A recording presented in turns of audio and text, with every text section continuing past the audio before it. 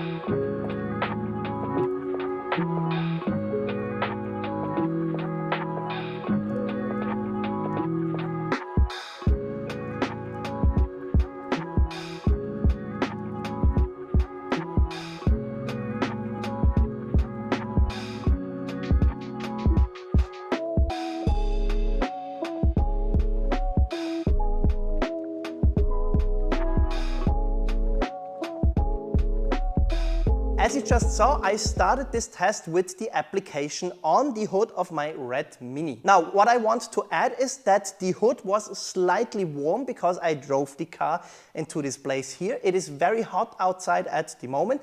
We have rather high temperatures in here, which are about 27 to 30 degrees.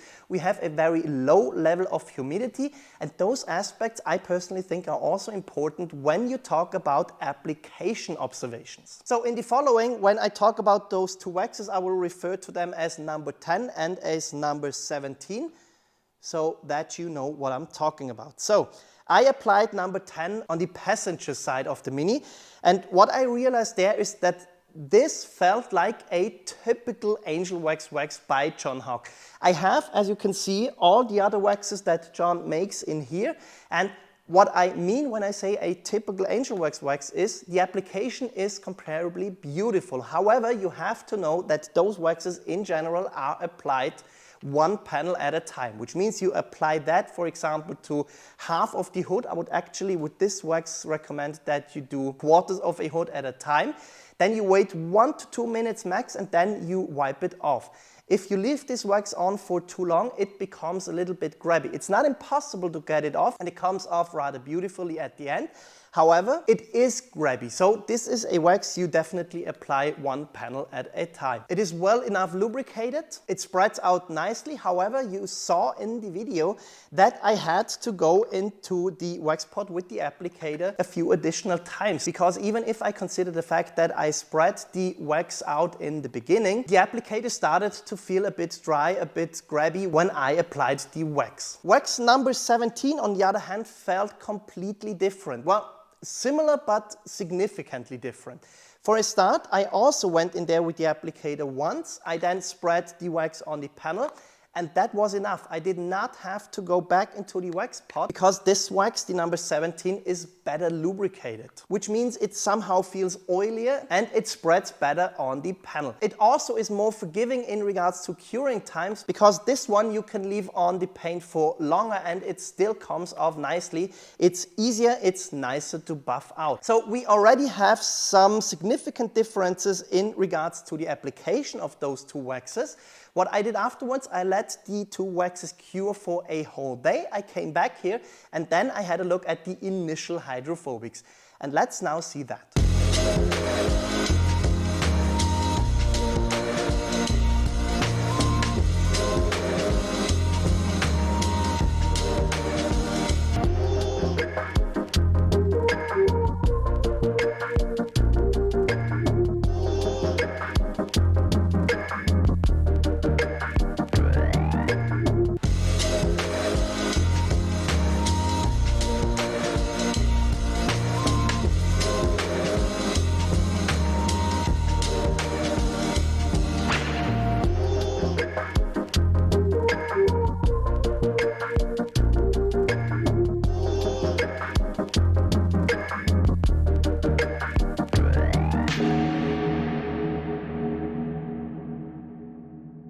So you saw the initial hydrophobics of those waxes, and I tried very, very hard in order to look at those water beads, try to measure the contact angles by the bare eye. I looked at the size of the beads, I looked at how well they went off the panel. I personally couldn't see a difference between those two waxes, which creates the impression that I always have in regards to waxes, that the base, the foundation of those two waxes is identical, and that if there is graphene or ceramic in there, it is an additive, because that's something I always tell people. A wax is always made of some sort of wax, be it natural or be it synthetic. There are carriers, there are things like oils, and there are solvents in them.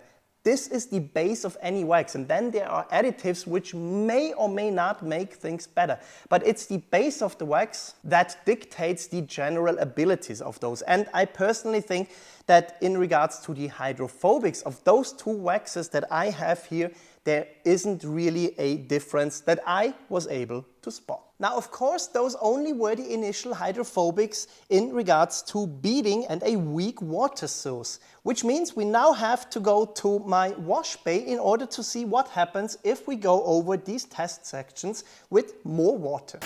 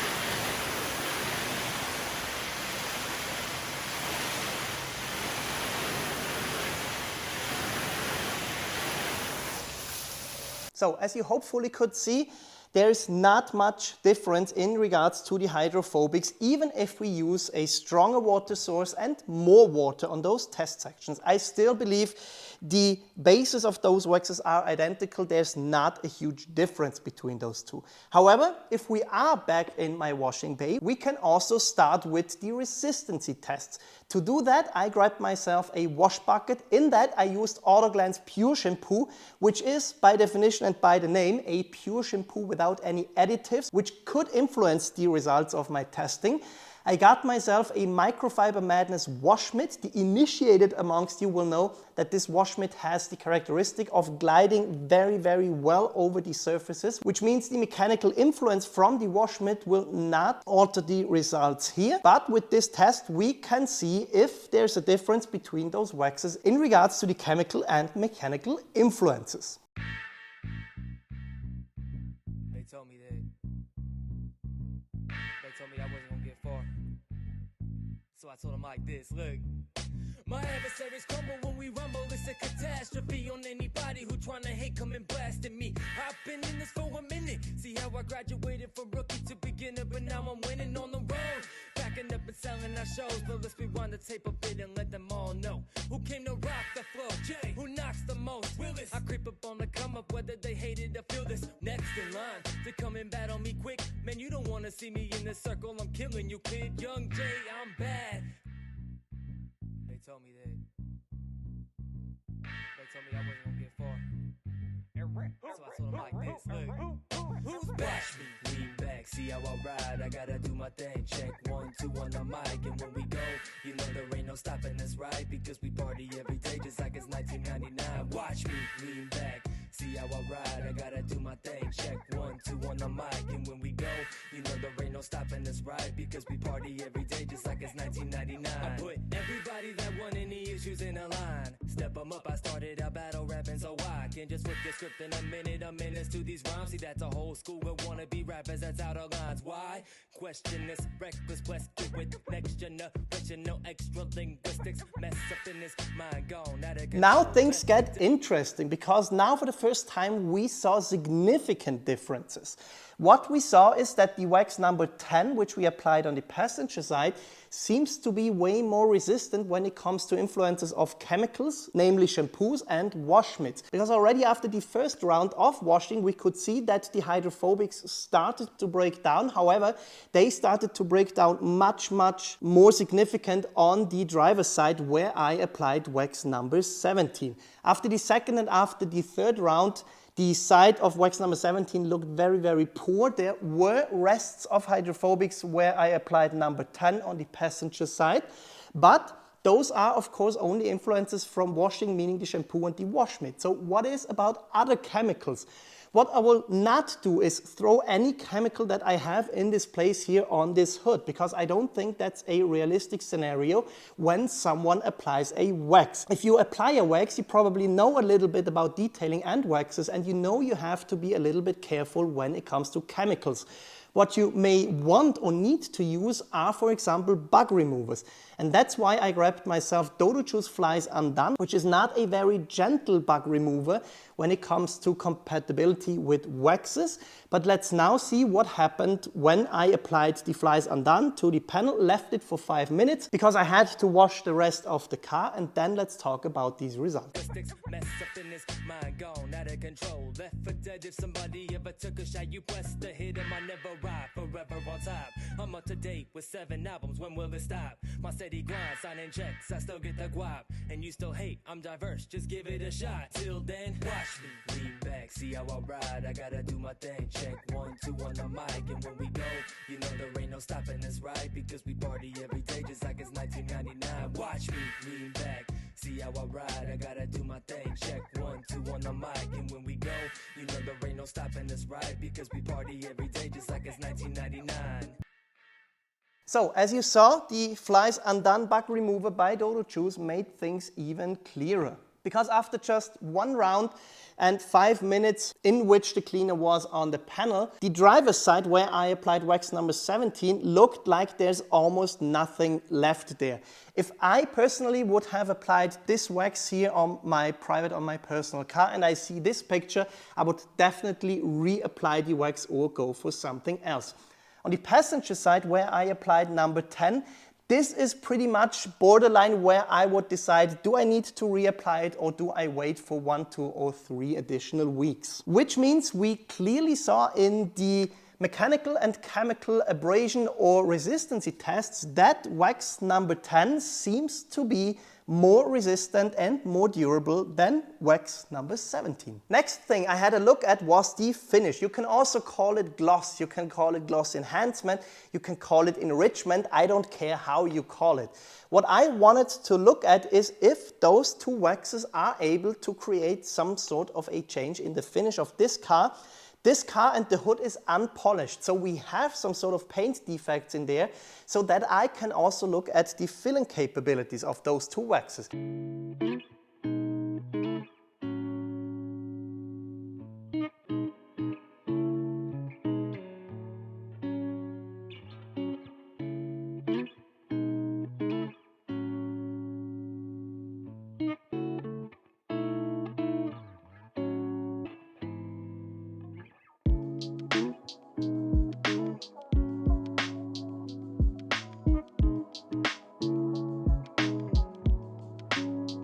As you just saw, or I hope that you saw, both of those waxes were able to create a change in the finish of the car. You can clearly see that by the difference between the panels that I applied those waxes and the section that I taped off. On both sides of the hood you see that the red is richer, it is stronger, it is more visually pleasing, and both waxes were able to cover up very, very slight paint defects. However, that's an important message for anyone out there.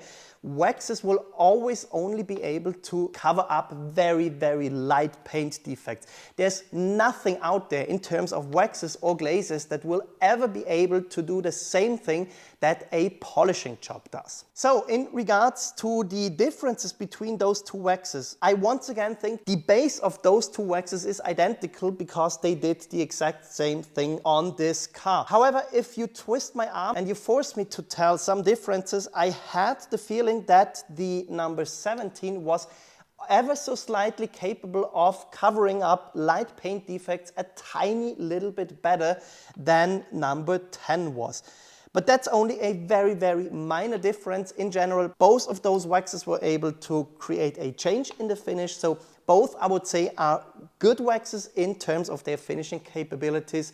And so let's now go to the next test criteria. So after the initial hydrophobics test, I left the water beads on both of those fenders on both sides. And then I drove the car outside into the sun. What I wanted to test is if one of those waxes is capable of preventing water spots better than the other is. And let's now see the results of this test.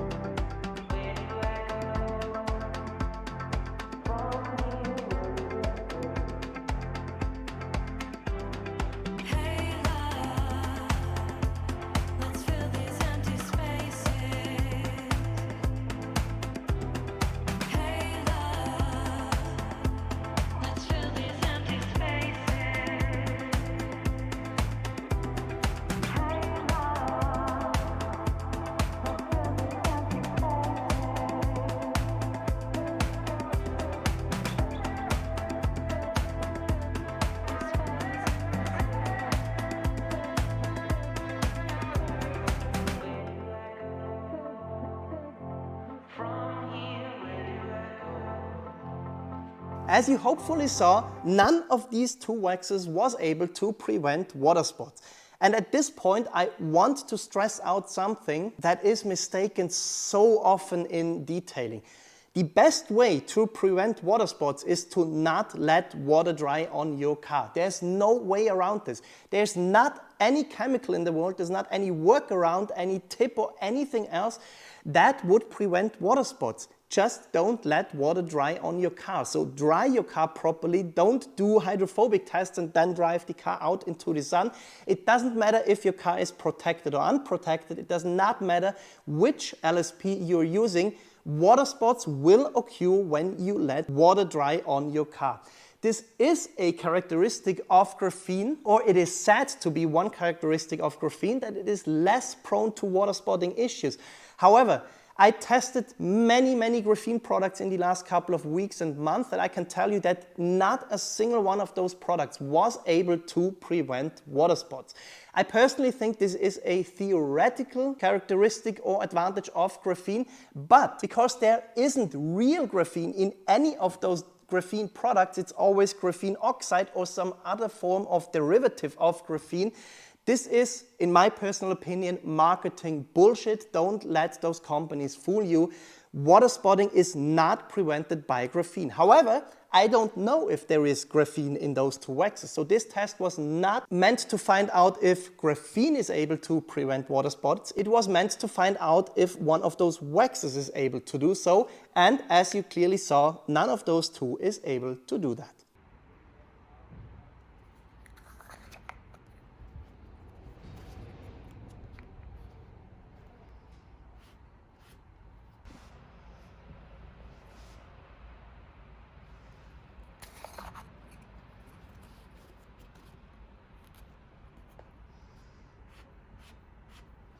As you just saw, I did one additional test where I applied those waxes on unpainted plastics. I wanted to see if there is some kind of white residue left behind by those waxes. We are here on the driver's side where I applied the number 17. There are some spots where there is some white residue. I cannot just simply wipe that away with my fingers. This is here to stay until I clean it. Yeah, but there is the picture from the number 17. And here we are on the passenger side where I applied number 10, and you can see it's pretty much the same picture. I cannot wipe it off with my finger. It looks about the same, maybe a tiny little bit worse in terms of jogging, but I'm still not thinking that this is a huge difference between those two waxes. So next test, I have here a 6-pack of the microfiber applicator sponges by the Rack Company. I grab 2 brand new ones, put them there, and what I will now do is try to come up with a difference in the felt slickness between those two products. This is not a very scientific test, I'm well aware of that, but I'll try to do it as constant as possible. I will give those applicators a push from below. Yeah, I will do it from the top as well. Well, let's do that again. There. Yeah, that was a better one. Yeah, I will try from up there as well. Yeah, and if I am constant with the pushes that I'm doing, I'm not really able to tell a huge difference between those two waxes. Of course, I can also go over it with my bare hands, but hands are always some kind of flawed because you have body oils on there which could affect and influence the results. Yeah. Well, I can tell you, I don't really feel a significant difference in the slickness between those two waxes a day after the application. There you see the reason why you shouldn't really touch your car. There are some body oils from my hands, but once again, no, regarding the slickness of those two waxes, I don't really feel and see a difference. So after I pretty much removed the waxes with the chemical and mechanical resistance tests, in the first step I applied those waxes to unpolished paint, and this could have had an effect on the results. Which means I will now polish the hood with a red Lake Country waxing pad and the Surface's ultra fine polish. Why this combination? I am not going to try and remove all the paint defects which are on there. I just want to have a clean slate in order to then redo the whole testing. This is the first time I actually polished this car because I only had it for about 2 months. I got myself this car that I can do testing with. So I will now polish the hood and then reapply the waxes.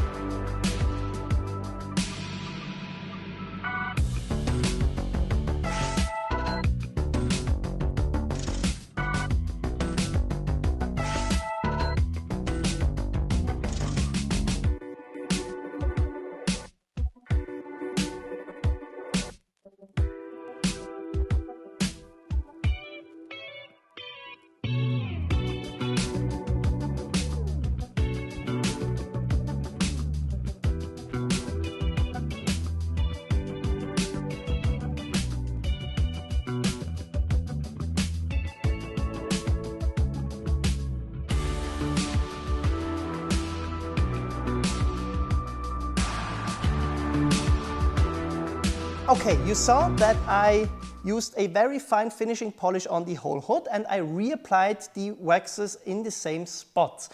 The observations regarding the application are exactly the same as before. Number 10 is easy to spread, however you need to go 1 or 2 times into the wax pot in order to keep it well lubricated. And especially regarding the removal, I would recommend that you leave it for 1 to 2 minutes and then you remove it.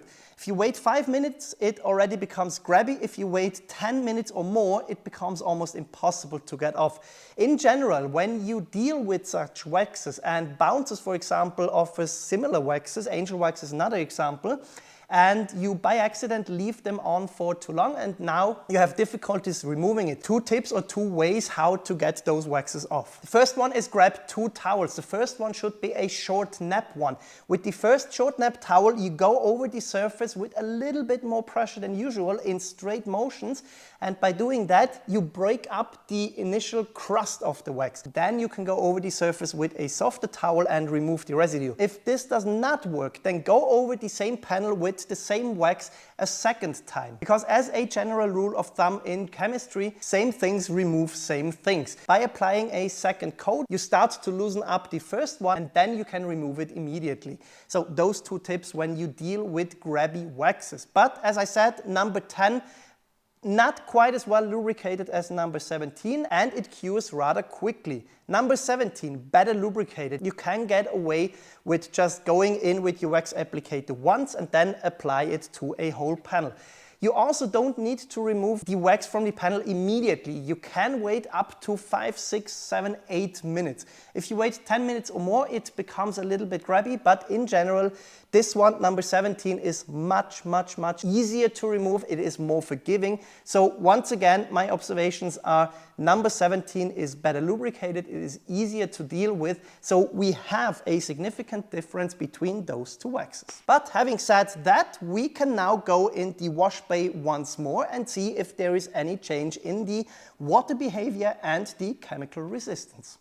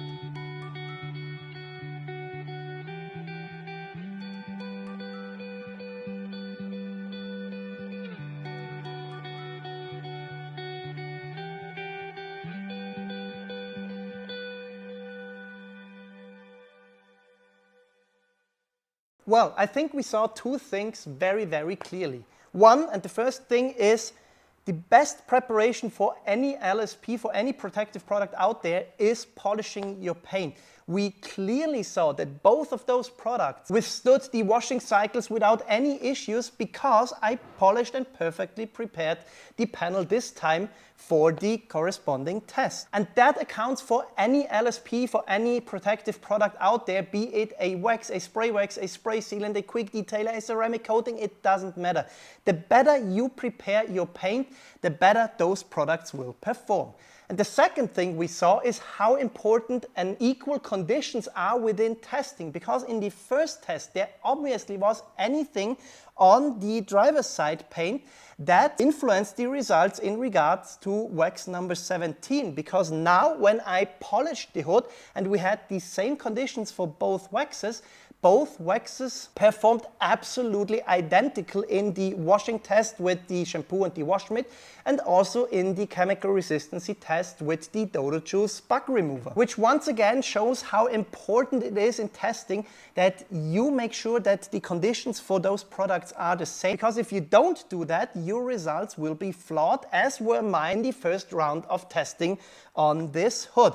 In the second round, we saw that once again, there is no difference between those two waxes that I received for this test. The initial hydrophobics are the same, beading is the same, sheeting is exactly the same, chemical resistancy in regards to the bug remover is the same, and resistancy in regards to the shampoo and the wash mitt is also the same. Or in other words, both of those waxes are extremely hydrophobic. They are very resistant in regards to general washing your car. They are not that resistant when it comes to highly alkaline products.